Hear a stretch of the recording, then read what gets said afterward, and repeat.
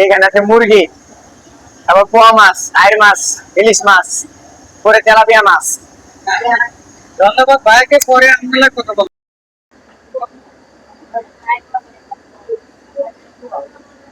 এই পোয়া একটা বড়, ওই বড়টা, আর আইলে একটা বড়টা, আর একটা ডাইল দিয়ে।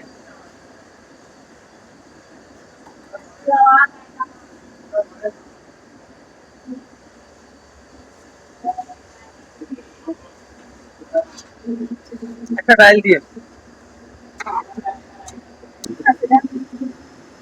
এদিক বেরো।